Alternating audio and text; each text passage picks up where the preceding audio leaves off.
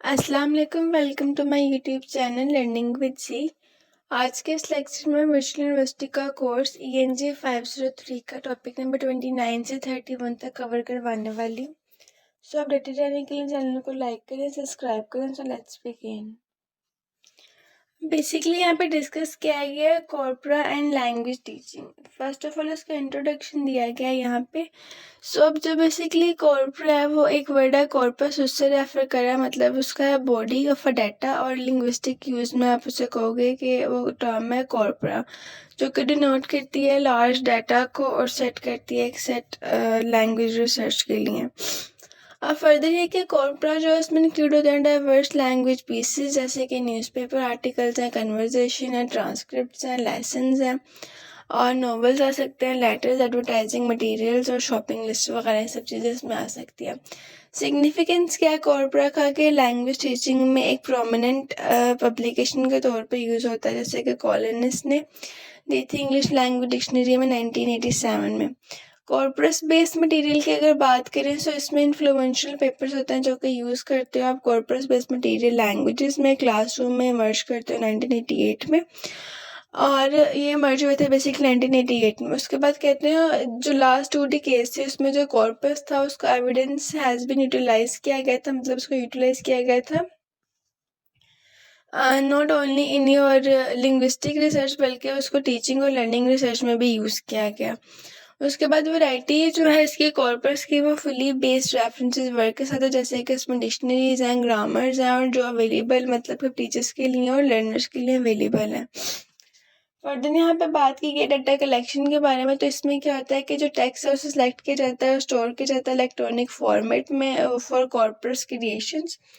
और उसके अलावा जो है इसमें जो रिटन टेक्स्ट है वो स्कैन करते हैं, फिर नोट ऑलरेडी इलेक्ट्रॉनिक फॉर्म, अगर वो मतलब कि इलेक्ट्रॉनिक फॉर्म में नहीं है तो उसको स्कैन करके ऑलरेडी जिसमें लाया जाता है इलेक्ट्रॉनिक फॉर्म में लेके आते हैं, फिर रिटन और स्पोकन टेक्स्ट के तौर पे उसको यूज़ किया जाता है।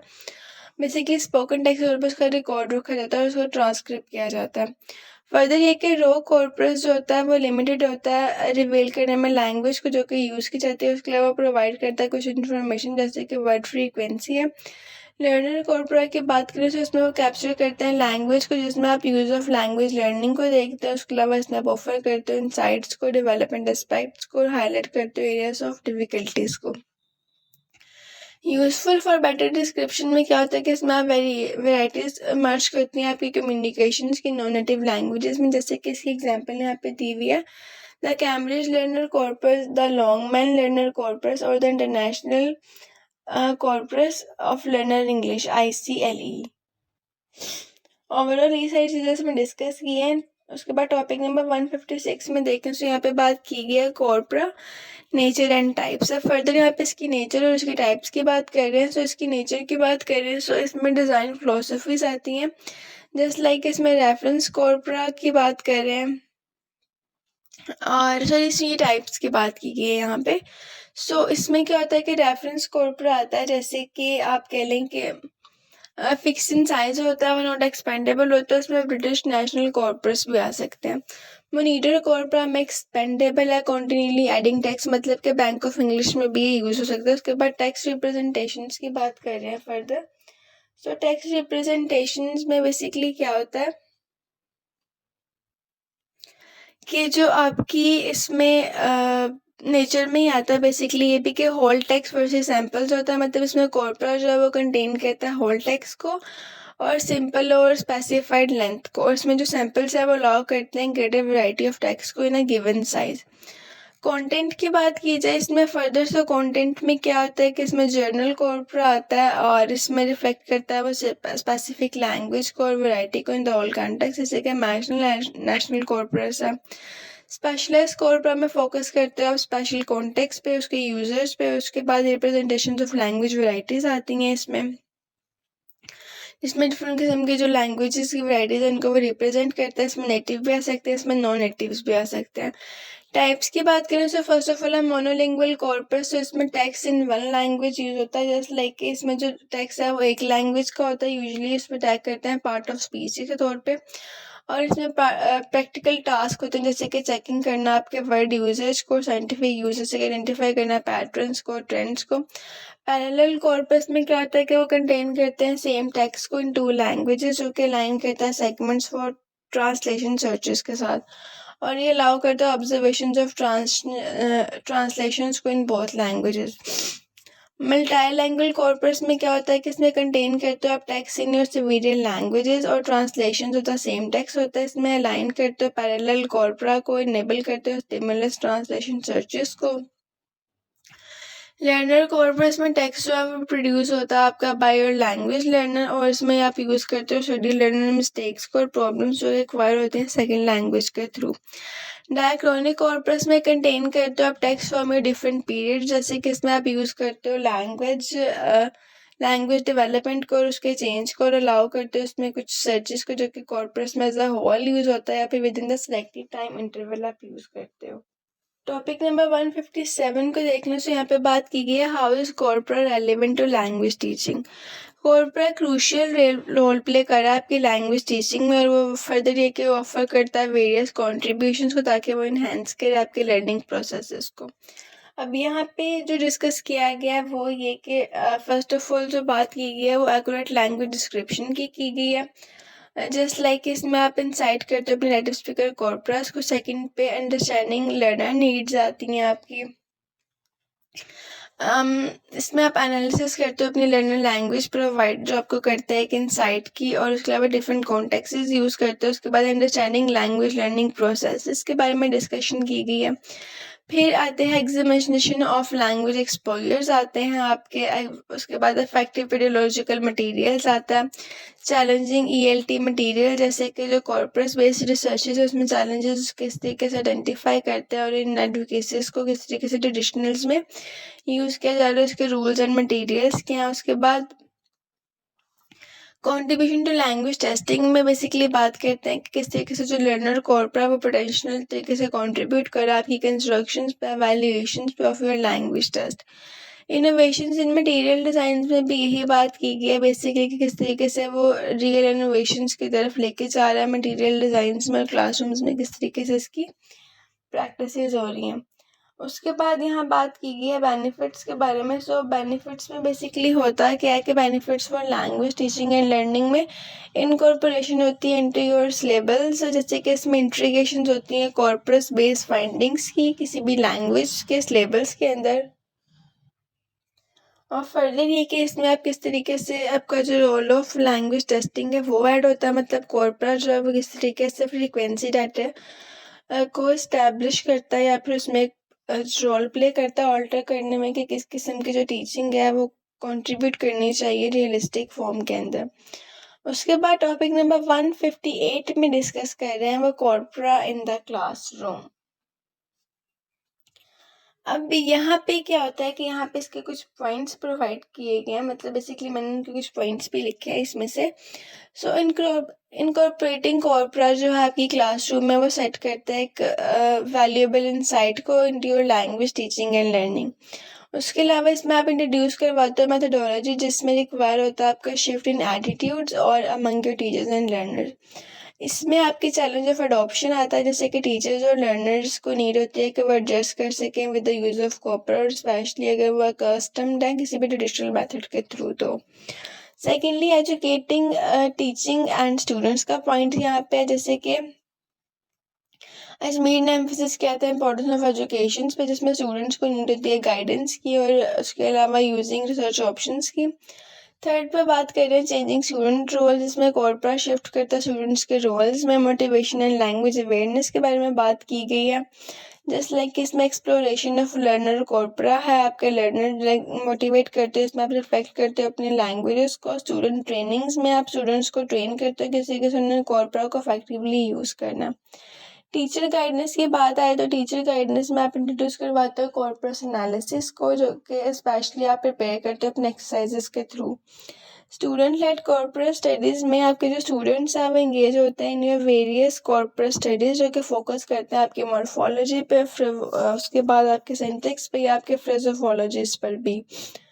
क्लासरूम एक्टिविटीज़ में क्या होता है कि जो आपकी एक्टिविटीज़ है उसमें इंक्लूड होता है आपका शोइंग करना कोलोकेट को, ताकि आपके स्टूडेंट्स आस्क कर सकें कि किस तरीके से गेस करना है अपने वर्ड को। और कॉम्पिटिटिव ग्रुप एक्टिविटीज़ में क्या है, जो स्टूडेंट्स हैं किस तरीके से गेस करना है आपके बेस और रेलिवेंट कोलोकेशंस वगैरह को। टॉपिक नंबर 159 की फर्दर बात कर लें यहाँ पे। सो इसमें डिस्कस कर रहे हैं corpus use in the learning and teaching linguistics. अब यहाँ पे इफेक्टिव यूज ऑफ कोपरा होता है आपकी लैंग्वेज टीचिंग में रिक्वायर होता है, लाइक आपके जो सर्टेन प्रोसीजर्स होते हैं उनके अंदर। इंटीग्रेशन ऑफ कोपरा में आप एजुकेशन को इन्वॉल्व करते हो, चेंज इन नॉलेज को इन्वॉल्व करते हो, स्किल्स को रोल्स को इन्वॉल्व करते हो। उसके बाद इन्वेस्टमेंट इन टेक्नोलॉजी की फर्दर यहाँ पे बात कर रहे हैं, मतलब इसमें आप टेक्नोलॉजी में इन्वेस्टमेंट करते हो ताकि आपके पास अच्छे तरीके से जो है एक्सेस आ सके कोर्परा की और रिक्वायर कर सको एक रेलिवेंट सॉफ्टवेयर। यूज़र ट्रेनिंग्स की बात कर रहे हैं, मतलब कि यहाँ पे जो लर्नर्स हैं उनको मस्ट भी फेमिलियर होना चाहिए आपके कोर्परा के साथ। उसके अलावा इसका हार्ड वर्जन आना चाहिए, मतलब जिसमें आप ट्रेन कर सको कोर्परा सॉफ्टवेयर के यूजेज को। इंट्रोडक्शन टू डाटा ड्राइवन होना चाहिए, मतलब कि आपके अप्रोचेस जो है वो क्रूशियल होनी चाहिए। Shifting from the single correct answer, जिसमें आप माइंडसेट करते हो रिकॉग्नाइज पैटर्न्स को, अल्टरनेटिव्स को और अंडरस्टैंडिंग्स को। उसके बाद fish versus how to learn how to fish. It's a very important point. अब इसमें क्या होता है कि जो आपकी जस्ट लाइक जो आपके लर्नर्स हैं वो क्रिएट करते हैं एक एक्टिव एंगेजमेंट को किसी भी पैटर्न रिकॉग्निशंस में, जहाँ पे आप मूव करते हो बियॉन्ड योर रिसीविंग इन्फॉर्मेशन आपकी डिक्शनरीज और ग्रामर्स के अकॉर्डिंग। और उसके अलावा इसमें जो आपकी एक्टिविटीज़ हैं वो उसमें आप डिस्कवर करते हो किस तरीके से जो लैंग्वेज फैक्ट्स हैं कॉर्पस कर रहे हैं आपके एम्पावर लर्नर्स को इंडिपेंडेंटली। और उसके अलावा इसकी टीचर प्रिपरेशंस आती हैं और लैंग्वेज अवेयरनेस और डिस्क्रिप्शंस आती हैं, जस्ट लाइक के टीचर्स ने किस तरीके से प्रिपेयर कर रहे हैं प्रोग्राम्स को और किस तरीके से वो कॉर्पोरेट कर रहे हैं या इनकॉर्पोरेट कर रहे हैं अपने कंपोनेंट्स को जो कि रिलेटेड है आपके कॉर्पोरा के साथ या आपकी एप्लीकेशंस के साथ। ओवरऑल अगर इसकी बात करें तो जो कॉर्पोरा सक्सेसफुल इंटीग्रेशन है आपकी लैंग्वेज टीचिंग में, जिसमें आपको टेक्नोलॉजिकल तो रिक्वायर होती है इन्वेस्टमेंट भी, उसमें आपको कॉम्प्रिहेंसिव अप्रोच भी रिक्वायर होती है ताकि आप ट्रेन कर सको और प्रिपेयर कर सको अपने टीचर्स को और लर्नर्स को किसी भी इफेक्टिव यूज ऑफ लैंग्वेज के लिए। उसके बाद बात कर रहे हैं यहाँ पे टॉपिक नंबर 30 में curriculum development in language teaching 1। तो इसमें टॉपिक नंबर 1 में डिस्कस किया गया लैंग्वेज कुरिकुलम डेवलपमेंट के बारे में। सो बेसिकली पहले क्वेश्चन ये कि कुरिकुलम होता क्या। सो कुरिकुलम इज समथिंग जो कि थ्योरेटिकल डॉक्यूमेंट है जो आउटलाइन करता है आपके प्रोग्राम ऑफ स्टडीज़ को with in your educational system और इंस्टीट्यूशन। फर्दर ये कि इनकम्पेस करता है आपकी एक्टिविटीज़, जैसे कि स्टूडेंट्स इसमें इन्वॉल्व होते हैं। इसमें आपको इंक्लूड है what they learn, how they learn, मतलब वो कैसे पढ़े हैं, क्या पढ़े हैं, क्यों पढ़े हैं। टीचिंग मेथड्स आते हैं, सपोर्टिंग मटेरियल्स आते हैं, असेसमेंट मेथड्स आते हैं, फैसिलिटीज़ आती हैं। और उसके बाद अगर हम बात करें व्हाट इज़ कुरिकुलम डेवलपमेंट, सो इसमें क्या होता है कि आपकी जो कुरिकुलम डेवलपमेंट है उसमें एक प्रैक्टिकल एक्टिविटी आप इसे कह सकते हो, जिसका एम ही होता है कि वो इन्हांस करे क्वालिटी ऑफ लैंग्वेज टीचिंग को। और इसमें इन्वॉल्व होती है आपकी systematic planning, development, review, practices across of aspects. और उसके अलावा ये जो प्रोसेस है कुरिकुलम डेवलपमेंट के, इसमें इंक्लूड करते हो आप डिटरमिनिंग करना आपके लर्नर की नीड्स को, इस्टेब्लिश ऑब्जेक्टिव करना या क्रिएट करना आपके सिलेबस, और स्ट्रक्चर कोर्स मतलब बेसिकली कोर्सेज को स्ट्रक्चर करना या आपकी जो टीचिंग मेथड है उनको सिलेक्ट करना और एवेल्यूएट करना आपके लैंग्वेज प्रोग्राम्स को। फर्दर यहाँ पे ये कुछ क्वेश्चंस दिए गए हैं, मतलब what questions is the curriculum address, मतलब इस किस्म की कुछ चीज़ें हैं। फर्स्ट ऑफ ऑल जो डिस्कस किया गया है वो है पर्पस ऑफ एजुकेशन के बारे में। फिर उसमें सेकंड बात की गई नॉलेज टू बी टॉट, मतलब कि जो नॉलेज है जो किस किस्म की नॉलेज है जो आपको मतलब टीच करनी चाहिए। लर्निंग एक्सपीरियंस की बात कर रहे हैं, teaching methods organisation of learning experiences आ जाता है क्वेश्चन नंबर 5 में। क्वेश्चन नंबर 6 को देख लें तो यहाँ पे असेसमेंट के बारे में बात कर रहे हैं और उसके अलावा इसकी जो की इंफॉर्मेशन है उसमें आपकी कुरिकुलम्स की गोल एजुकेशंस, गोल ऑफ एजुकेशन आता है, सब्जेक्ट टू बी टॉट आता है, लर्निंग ऑब्जेक्टिविटी आती है, मेथड्स एंड मटेरियल्स आ सकते हैं, applications of time and resources आ सकते हैं, और असेसमेंट आ सकते हैं आपके स्टूडेंट्स की और आपकी जो कुरिकुलम है इटसेल्फ उसकी भी। फर्दर अब यहाँ पे बात की है टॉपिक नंबर 161, जिसमें आप डिस्कस कर रहे हो syllabus design to curriculum development. अब इसमें बेसिकली होता क्या है कि जो आपका टॉपिक है जस्ट लाइक के जो आपके सिलेबल डिज़ाइन है किस तरीके से हिस्ट्री ऑफ करिकुलम डेवलपमेंट में यूज़ होते हैं। अब जो हिस्ट्री है करिकुलम डेवलपमेंट की लैंग्वेज टीचिंग के अंदर वो बिगिन होती है with the concept of syllabus designing. Syllabus designing जो आपका एक कॉम्पोनेंट है क्रूशियल या आपकी करिकुलम डेवलपमेंट में, जो कि इन्वॉल्व करता है आपकी क्रिएशन ऑफ सिलेबस को। और जो सिलेबस है वो स्पेसिफाइड कंटेंट होता है किसी भी कोर्स ऑफ इंस्ट्रक्शन का कि क्या पढ़ाया जाए और क्या नहीं। उसके बाद अगर आप बात करो तो यहाँ पे बात की गई है कुरिकुलम वर्सेस सिलेबस के बारे में। सो कुरिकुलम बेसिकली मैंने बताया कि एक थ्योरेटिकल पॉलिसी डॉक्यूमेंट है जो कि एड्रेस करता है जनरल स्टेटमेंट्स को अबाउट अ लैंग्वेज लर्निंग या लर्निंग पर्पजेस के बारे में, जो आपकी टीचर लर्नर रिलेशनशिप्स हैं उनके बारे में। और जो आपका सिलेबल है वो एक लोकलाइज्ड गाइड है फॉर टीचर्स और लर्नर्स के लिए, जो कि बेस करता है आपकी एक्चुअल क्लासरूम लेवल्स पर। और इसमें आप एक्सपीरियंस करते हो, अप्लाई करते हो डिफरेंट आपके कुरिकुलम्स को। सिलेबस में इंक्लूड होती है आपकी specification of your learning objective, selection and grading of content. उसके अलावा बॉर्डर व्यूज आते हैं, सिलेक्शन ऑफ लर्निंग टास्क आता है, एक्टिविटीज आती हैं, मेथोडोलॉजीज आती हैं।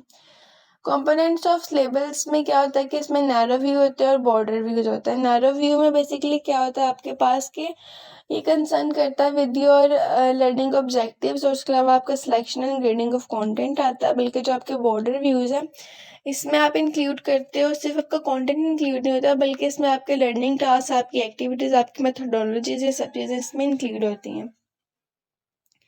फर्दर यहाँ पे एक टेबल दिया गया है, इसको अगर आप देख लें तो इसमें बात की गई है डेवलपमेंट स्टेटस के बारे में बात की गई है, डिसीजन मेकिंग रोल्स की बात की गई और प्रोडक्ट्स की बात की गई है। सो इसमें अब क्या होता है कि आपकी जस्ट लाइक करिकुलम प्लानिंग्स में पॉलिसी मेकर्स होते हैं, पॉलिसी डॉक्यूमेंट्स होते हैं, इस टाइप की कुछ चीज़ें प्रोवाइड की गई हैं। जैसे कि इसमें वेरियस सिटीजन के डिसीजन मेकिंग में रोल्स एंड रिजल्टिंग प्रोडक्ट्स है। उसके बाद जॉनसन मॉडल्स की बात कर रहे हैं फर्दर यहाँ पे। तो जॉनसन मॉडल्स ही है ये कंप्लीट, और इसमें करिकुलम प्लानिंग्स हैं जिसमें आप इन्वॉल्व करते हो पॉलिसी मेकर्स को, जिसमें आप क्रिएट करते हो पॉलिसी डॉक्यूमेंट्स। सिलेबस में क्या होता है कि आप डेवलप करते हो by the need your analysis, मतलब कि इसमें डेवलप करते हो अपने एनालिसिस की नीड के अकॉर्डिंग। और टीचिंग मटेरियल में आप क्या करते हो कि जो आपके प्रोड्यूस है आपकी जो आपकी मेथोडोलॉजिस्ट है उसके अकॉर्डिंग जो प्रोड्यूस है वो टीचिंग मटेरियल में आता है, और टीचिंग एक्ट्स में इम्प्लीमेंट करते हो by the teachers and learners. Overall ये सब चीज़ें इसमें थी। उसके अलावा इसमें इम्प्लीमेंटेशन स्टेजेस आ जाते हैं, और उसके अलावा इसमें वैल्यूएशन स्टेज आ जाता है आपके पास। फर्दर अगर रिक्वायरमेंट्स की बात करें तो रिक्वायरमेंट्स में आप क्या ध्यान देते हैं, बेसिकली इसमें आप ऑफर करते हो कॉन्टिन्यूटी और direction to the teachers and learners, और रिप्रेजेंट करना इसमें डिस्ट्रॉक्टिव अकाउंट्स को। और इसके अलावा अगर इसकी अप्रोच की बात कर लें लास्टली, तो अप्रोच में इतना कुछ डिस्कस नहीं किया गया, बस ये बताया गया कि इसमें आप एम्फोसाइज करते हो प्लेस करने में टीचर्स उसकी लैंग्वेजेस को अपने प्रोफेशंस के अकॉर्डिंग, और उसके अलावा जो उसका सेंटर ऑफ प्लानिंग है उसके डिसीजन मेकिंग के बारे में बात करते हैं यहाँ पे। टॉपिक नंबर 162 में डिस्कस किया गया English for a specific purpose ESP। अब इसमें जो है ESP जो है उसमें मर्ज करते हो आप एड्रेस, लाइक बेसिक बात ये है कि जो इंग्लिश फॉर स्पेसिफिक पर्पस है वो इमर्ज हुई थी एड्रेस या प्रैक्टिकल कंसर्न्स के साथ, और इसमें आप मेकिंग करते हो या आप मेक आउट करते हो अपनी लैंग्वेज कोर्सेज को जो कि रेलेवेंट होता है आपके लर्नर की नीड्स के साथ। और ये जो ESP है इसको आप LSP भी कह सकते हो, मतलब language for specific purpose movement भी कह सकते हो। उसके अलावा आप इसको टेलर कर सकते हो अपनी लैंग्वेज इंस्ट्रक्शंस के साथ फॉर अ स्पेसिफिक पर्पस। उसके बाद जो यहाँ पे मेन बात की गई है वो ये कि इसका अगर इंट्रोडक्शन तो हमने देख लिया, उसके बाद यहाँ पे प्रैक्टिकल कंसर्न है address by the ESP। Prepare इसमें बेसिकली क्या होता है कि जो लर्नर्स हैं, जो टीचर्स हैं, वो प्रिपेयर करते हैं नॉन इंग्लिश बैकग्राउंड को, और उसके अलावा इसमें जो स्टूडेंट्स हैं वो स्टडी करते हैं अमेरिकन और ब्रिटिश यूनिवर्सिटीज़ के थ्रू। फर्दर टीचिंग इमिग्रेंट्स होते हैं, मतलब लैंग्वेज स्किल्स के इमिग्रेशन होते हैं, जॉब सिचुएशंस आती हैं, डेवलप करना इसमें फर्दर स्टूडेंट्स को जो कि मास्टर इन जनरल इंग्लिश होता है बट उनको लैंग्वेज स्किल्स की नीड होती है। और फर्दर ये कि इसमें आप मीटअप करते हो अपनी डिमांड फॉर इंग्लिश को for your business purpose. Evaluation की बात की गई, मतलब इसकी थोड़ी सी हिस्ट्री की बात की गई, किस तरीके से ये मतलब आया था। 1970 में ये स्टार्ट हुआ था और उसके अलावा इसकी जो वेराइटीज़ हैं उसको डिस्क्राइब किया और थॉट किया अप्रोप्रिएटली सिलेक्टेड टेक्स्ट के अकॉर्डिंग। की पब्लिकेशंस की बात की जाए तो इसका जो course in basic scientific English है वो 1969 में आया। उसका जो राइटिंग साइंटिफिक इंग्लिश की पब्लिकेशन है वो 1971 में आया था, जो कि आपकी एक शिफ्ट रिफ्लेक्ट करती है toward your ESP English specific जो आपकी है ये पर्पसेस उसके रिगार्डिंग में। उसके बाद यहाँ पे बात की गई रजिस्टर एनालिसिस के बारे में। इस ऑब्जेक्टिव इसका बेसिकली ये था कि आपकी जो स्टडी है स्पेसिफिक इंग्लिश फील्ड में उसमें जर्नलिज्म आए, मेडिसिन आए, लॉ आए, ताकि आप आइडेंटिफाई कर सको डिस्टिंक्टिंग लिंग्विस्टिक पैटर्न्स को भी। उसके बाद यहाँ पे बात की गई डिस्कोर्स एनालिसिस की, जो कि बेसिकली आप किसी डिस्कोर्स का, किसी के मतलब के जो डायलॉग्स हैं, किसी का कोई टेक्स्ट या स्पीच है उसको आप एनालिसिस करते हो, उसमें जो आपके लिंग्विस्टिक स्ट्रक्चर्स हैं, उसका कॉन्टेक्स्ट है, कंटेंट है, उसको भी आप इसमें देखते हो कि मतलब किस तरीके से उसको अब थ्योरीज अप्लाई की गई हैं, जो बेसिक इसके स्टाइलिस्टिक टूल्स हैं किस तरीके से इस पर अप्लाई किया गया है।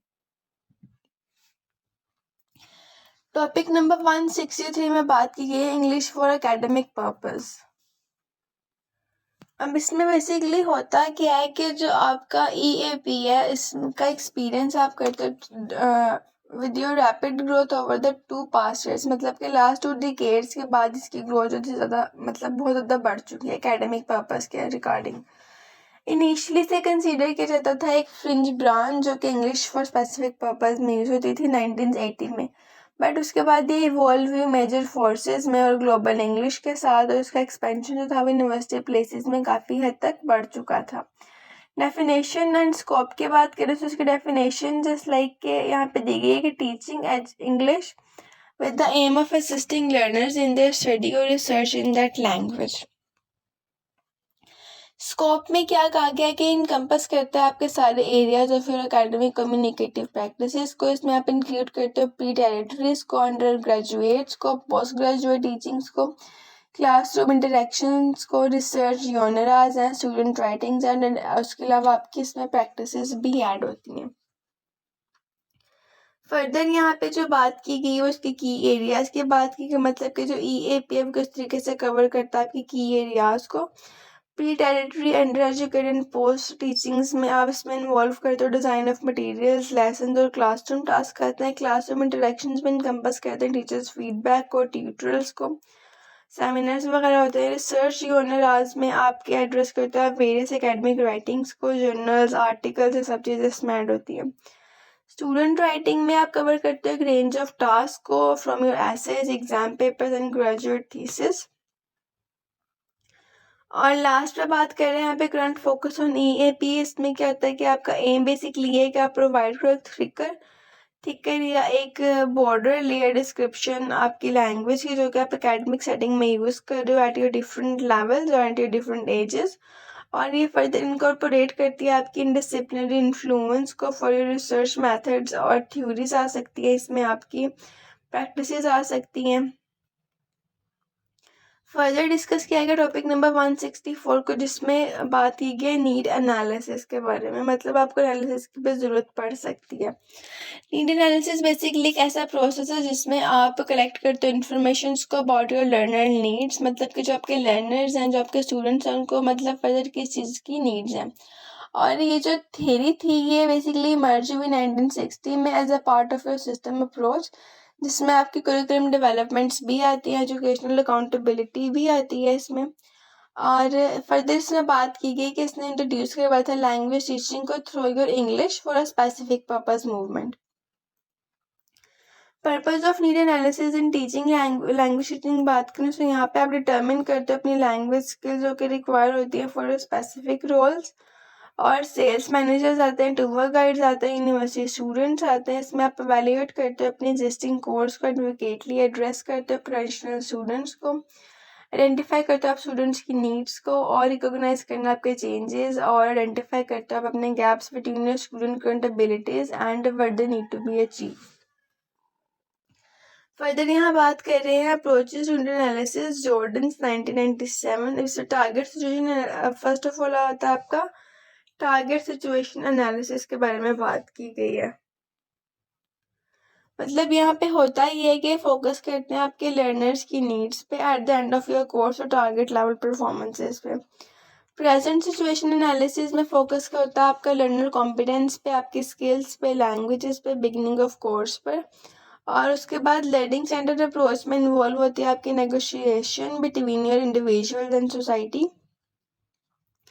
स्ट्रेटजी एनालिसिस में फोकस होता है आपका ऑन योर लर्निंग मेथड, जिसमें आप इंक्लूड करते हो प्रेफर्ड लर्निंग स्टाइल्स को, स्ट्रेटजीज को। और उसके बाद एफिशिएंसी एनालिसिस में आप मैप एग्जिस्ट करते हो with your proficiencies against your target learning effectiveness. Purpose की बात करें तो इसमें आप कलेक्ट करते हैं इन्फॉर्मेशन ताकि आप डेवलप कर सको एक प्रोफाइल ऑफ द लैंग्वेज को, और इसमें बेसिकली नीड होती है आपके लर्नर ग्रुप्स की। टॉपिक नंबर 165 को देख लो। तो यहाँ पे बात की गई सिचुएशन एनालिसिस के बारे में। तो अब इसमें क्या होता है कि सिचुएशन एनालिसिस में आप एग्जामिनेशन करते हो अपने फैक्टर्स को जो कि आपके कॉन्टेक्स्ट पे होते हैं, डिपेंड करते हैं। मतलब इसमें आप प्रेजेंट करते हो अपने कुरिकुलम प्रोजेक्ट्स को जो कि असेस करते हैं अपने पोटेंशियल इम्पैक्ट्स को। फर्दर ये कि इसमें इन्वॉल्व होता है आपका एनालाइज करना political, social, economic, institutional factors वगैरह आ सकते हैं। कॉम्प्लीमेंट इन्फॉर्मेशन गैदर करते हो ड्यूरिंग योर नीड एनालिसिस, और इसमें समटाइम्स क्या होता है कि कंसीडर कर सकते हो आप डायमेंशन ऑफ नीड एनालिसिस को, और इसमें आप व्यू करते हो एस्पेक्ट ऑफ एवेल्युएशन वगैरह को भी। गोल ऑफ सिचुएशन एनालिसिस में आइडेंटिफाई करते हैं आप की फैक्टर जो कि पॉसिबली पॉजिटिव और नेगेटिव इफेक्ट्स करते हैं आपकी इम्प्लीमेंटेशन ऑफ कुरिकुलम प्लान्स पर। SWOD एनालिसिस में क्या होता है कि आप इसमें एग्जामिन करते हो इंटरनल स्ट्रेंथ को, वीकनेस को ऑफ योर लैंग्वेज प्रोग्राम, जिसमें आप एक्सटर्नल अपॉर्चुनिटीज और थ्रेट्स भी आ सकते हैं। उसके बाद यहाँ पे बात की गई है फर्दर पर्पस की। जो पर्पस में क्या होता है कि आप आइडेंटिफाई करते हो इसमें जो टीचर है वो आइडेंटिफाई करते हैं पोटेंशियल ऑब्स्टैकल्स को, इम्प्लीमेंट करते हैं क्रूशियल प्रोजेक्ट्स पर या आपके जो कुरिकुलम प्रोजेक्ट्स हैं उन पर, और इसमें कंसीडर करते हो आप फैक्टर्स फॉर क्रूशियल प्लानिंग्स और पैरामीटर्स। फर्दर जो procedures use in situation analysis है उसमें क्या होता है कि जो आपका कंसंट्रेशन आती हैं इसमें आपकी स्टडी एंड एनालिसिस आ जाता है आपका, जस्ट लाइक इसमें आप एग्जामिन करते हो डॉक्यूमेंट्स को और अप्रेजल डॉक्यूमेंट्स को, ऑब्जर्वेशंस आती हैं जिसमें आप टीचर्स को और स्टूडेंट्स को रेलिवेंट लर्निंग प्रोसेसेस का बताते हो, सर्वेज आते हैं कलेक्ट ओपिनियंस के लिए, और लिटरेचर रिव्यूज आता है जिसमें अवेलेबल लिटरेचर रिलेट होता है आपके इश्यूज के साथ। और लास्ट पे जो यहाँ पे बात की गई है वो ये कि जिसमें इंफॉर्मेशन यूज होती है वो एनालिसिस करती है आपकी सिचुएशन एनालिसिस की, और वो डेवलप करती है आपकी या बेस करती है आपके डेवलपिंग प्रोग्राम्स पर, गोल के ऑब्जेक्टिव्स पर। फर्दर अब यहाँ पे टॉपिक नंबर 31 को देख लें। तो यहाँ पे डिस्कस किया गया planning goals and learning outcomes topic number 166 में। अब इसका जो बेसिक कॉन्सेप्ट है वो ये कि किस तरीके से जो आपके गोल्स हैं वो कैसे, और जो आपके एम्स हैं वो कैसे करिकुलम डिस्कशंस में रोल प्ले करते हैं। फर्दर ये कि इसके कॉन्सेप्ट में और भी कुछ चीज़ें आती हैं, जैसे आप यहाँ पे इंटरचेंजेबली डिज़ायर्स होती हैं आपके जनरल पर्पसेस की। फर्दर इसमें जो ऑब्जेक्टिव है वो कैसे यूज़ करते हैं आप स्पेसिफिक पर्पस के लिए, या आपकी कॉन्सेप्ट डिस्क्रिप्शंस होते हैं पर्पसेस की। एम की बात करें सेकेंडली, सो इसका बेसिक एम है कि जो आपका स्टेटमेंट ऑफ जनरल चेंजेस है वो कैसे प्रोग्राम करते हैं, सीख करते हैं ब्रिंग करने के अबाउट योर लर्नर्स। और पर्पसेस में और आपका जो एम है, पर्पस ऑफ एम ये है कि आपकी जो स्टेटमेंट है उसमें इंक्लूड करें आपका प्रोवाइडिंग करना आपकी क्लियर डेफिनेशंस को, गाइडलाइंस और आपके इंस्ट्रक्शंस का फोकस है वो। और फर्दर ये कि जो आपके रिलाइजेबल चेंजेस की डिस्क्रिप्शन है उसको भी इसमें ऐड करते हैं। अब एग्जाम्पल्स के तौर पे देखें तो यहाँ पे बात की गई है कि डेवलप करना बेसिक कम्युनिकेशन स्किल्स को फॉर योर बिजनेस कॉन्टेक्स्ट, और उसके अलावा इसमें आप लर्न करते हो इफेक्टिव बिजनेस लेटर राइटिंग्स को, पार्टिसिपेट करना like participate in your casual conversation अपने एम्प्लॉयज़ के साथ किसी भी वर्क प्लेस पे। और उसके बाद यहाँ बात की गई डेरिवेशंस फॉर एम स्टेटमेंट्स के बारे में। तो उसमें क्या होता है कि जो आपके just like your drive information जो होती है आपकी वो गैदर करते हैं आप ड्यूरिंग योर नीड एनालिसिस, और इसमें जो आपका एम स्टेटमेंट है वो डिस्क्राइब करता है आपके चेंजेस को लर्नर्स के साथ, या नोट जस्ट मतलब सिर्फ एक्टिविटी नहीं है, इवन कि आपको एंगेज भी करता है। और फर्दर यहाँ पे कुछ ऑब्जेक्टिव्स की बात की गई है एसएम के, वो ब्रिंग करता है आपके स्पेसिफिक चेंजेस को और एनालिसिस वगैरह को। अब एडवांटेजेस की बात करें तो यहाँ पे डिस्कस कर रहे हैं कि जो आपकी एडवांटेजेस हैं इन सब चीज़ों को लेकर, उसमें फैसिलिटेट करते हो आप प्लानिंग्स का, मतलब इनिशिएट कोर्स प्लानिंग होती है, मटेरियल प्रिपरेशन हो सकती है, आपकी टेक्स्ट बुक सिलेक्शन भी आ सकती है एडवांटेजेस में, और इसके रिलेटेड जो कुछ प्रोसेसेस हैं वो भी इसमें आप ऐड कर सकते हो। फर्दर ये कि ये प्रोवाइड करता है एक measurable outcomes for your accountabilities, और उसके अलावा इसमें कंसिडरेशंस आते हैं जैसे कि स्पेसिफिसिटी आती है, रेलिवेंस आता है, और जो आपकी रिलीजिबिलिटीज़ हैं वो सब चीज़ें इसमें आप ऐड करते हो। उसके बाद अगर हम देखें टॉपिक नंबर 167 को, तो यहाँ पे बात की है course planning and syllabus designings. So basically यहाँ पे आप डिस्कस करते हो कोर्स डेवलपमेंट डायमेंशंस के बारे में। अब इसमें होता क्या है कि आप डेवलप करते हैं कोर्स रैशनैलिटी को, मतलब एक ब्रीफ रिटन डिस्क्रिप्शन होती है आपके रीजंस की और नेचर ऑफ द कोर्स की, और फर्दर इसमें आप क्वेश्चंस आंसर्स करते हो about your course audience, content, teaching and learning approaches के बारे में। उसके बाद सेकंड पे बात की गई describe and entry and exit level, इसमें इंफॉर्मेशन ऑन स्टूडेंट्स के एंट्री लेवल की इंफॉर्मेशन जो कि अलाउ करती है एडजस्टमेंट ऑफ प्रोग्राम्स को, ऑब्जेक्टिव्स को। उसके बाद चूजिंग कोर्स कंटेंट की बात करते हैं, एग्जैक्टली फिर से वही बात की इस तरीके से अपने जो आपका कोर्स है वो आपने चूज़ करना है। उसके बाद प्लानिंग कोर्स कंटेंट, मतलब आपने किस तरीके से उसको पढ़ाना है, उसका सीक्वेंस क्या रखना है पहले, फिर प्लानिंग आती है। प्रिपेयरिंग में क्या आता है कि आपका जो स्कोप और सीक्वेंस है वो किस तरीके से आप प्रिपेयर कर रहे हो, मतलब कि आपका जो स्कोप है वो कंसर्न करता है आपकी डेप्थ के साथ ऑफ योर कवरेज और आइटम्स, और जो आपकी सीक्वेंस क्राइटेरिया है उसमें क्या होता है कि आपके सिंपल टू कॉम्प्लेक्स की तरफ जाना है, क्रोनोलॉजिकल जाना है, नीड बेस्ड पे जाना है, इस किस्म के, मतलब कि सिंपल से हार्ड लेवल की तरफ आपने कैसे जाना है, वो सब चीज़ें इसमें आप डिस्कस करते हो। उसके बाद यहाँ बात की गई है प्लानिंग एंड कोर्स स्ट्रक्चर के बारे में। तो इसमें क्या होता है कि इसमें आपकी इन्वॉल्व होती है डिटेल प्लानिंग, जैसे कि आपका सिलेबस फ्रेमवर्क आता है, आपका ग्रामेटिकल सिलेबस आ सकता है, फंक्शनल सिलेबस है, situational syllabus, competency based syllabus आ सकता है, इसमें टेक्स्ट बेस्ड सिलेबस भी, और लास्ट पे जो उसका है टास्क बेस्ड सिलेबस भी आप इसमें ऐड कर सकते हो। इंस्ट्रक्शनल बुक्स की बात की गई फर्दर यहाँ पे, तो इंस्ट्रक्शनल बुक्स इन सेंस के जो आपका ले लें कि जो आपकी प्लानिंग्स होती हैं आपके मॉड्यूल्स के अकॉर्डिंग और आपके यूनिट्स के अकॉर्डिंग, वो इसमें यूज़ होती हैं। इसमें आपके मॉड्यूल बेस्ड प्लानिंग्स आती हैं, जिसमें आपका कंटेंट ऑर्गेनाइज करते हो आप अपने मॉड्यूल्स में, फ्लेक्सिबिलिटीज अलाउ करते हो। यूनिट बेस्ड प्लानिंग में कंटेंट डिवाइड करते हो आप यूनिट्स में, और जो टिपिकली फॉलो करता है एक सीक्वेंशियल ऑर्डर होता है इसमें, जैसे कि आपके चैप्टर्स बने होते हैं जस्ट लाइक दैट। और उसके बाद आता है इंपॉर्टेंस ऑफ कोर्स। तो अगर इसकी बात करें तो इसमें सर्व करते हो आप starting point in your course development.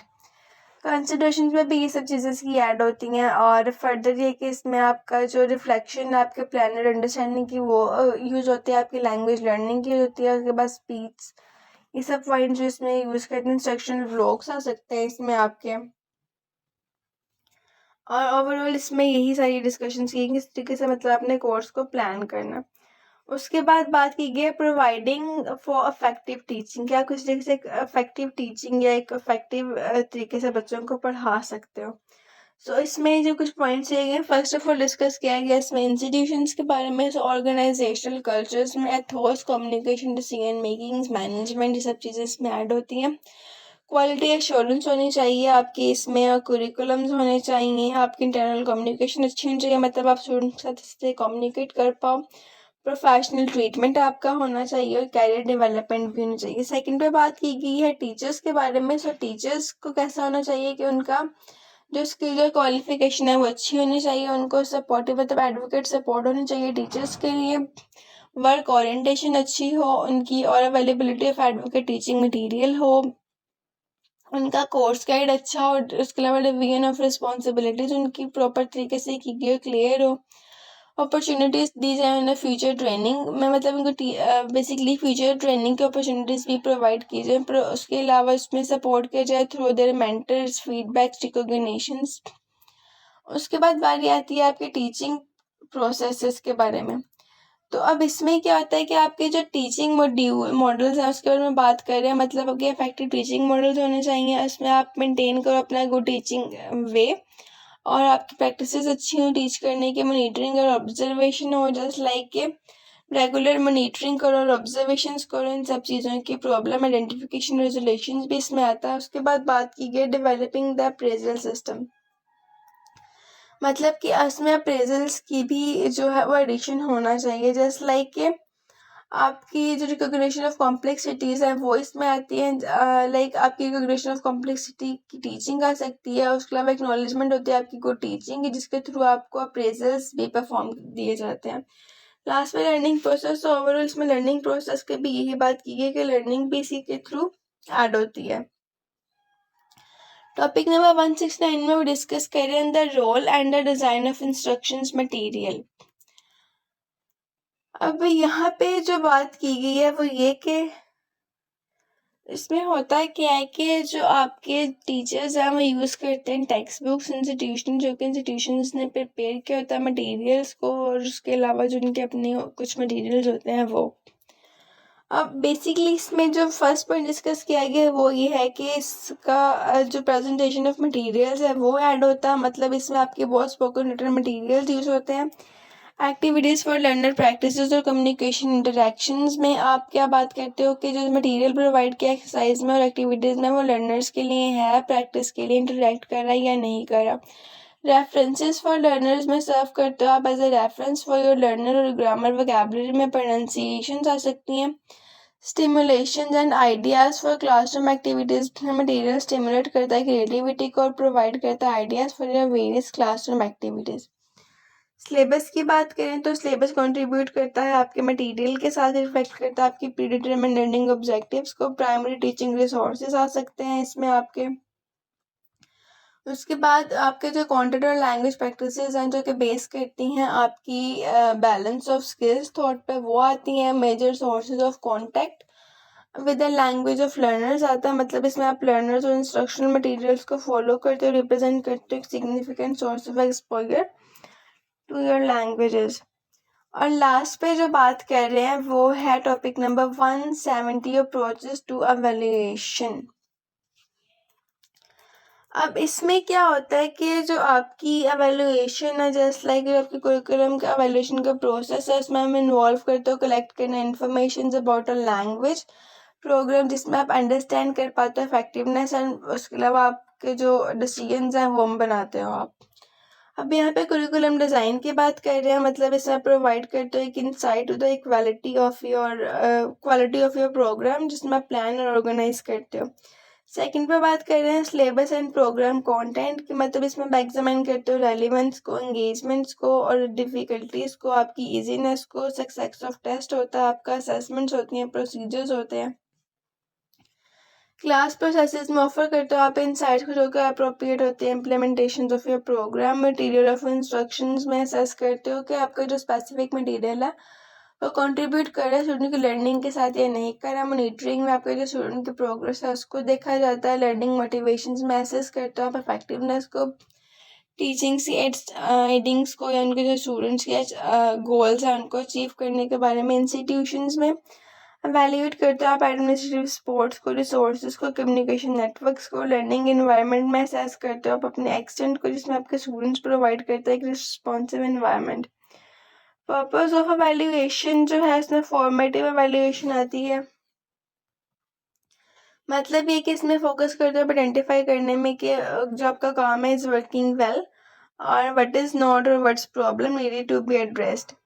उसके बाद सेकंड पे आता है आपके पास एल्यूमिनेटिव फंक्शन। सो इसमें आप अंडरस्टैंड करते हो किस तरह के जो डिफरेंट एस्पेक्ट है आपके प्रोग्राम के वो वर्कआउट कर रहे हैं और इम्प्लीमेंट कर रहे हैं। और लास्ट पे बात की गई है समेटिव एवोल्यूशन के बारे में। इसमें क्या होता है कि जो आपके टीचर्स हैं वो इनेबल करते हैं प्रोग्राम्स को और एडमिनिस्ट्रेटर्स को, ताकि वो एक डिसीजन ले सकें, एक प्रॉपर डिसीजन मेक आउट कर सकें आपकी वर्थ और वैल्यू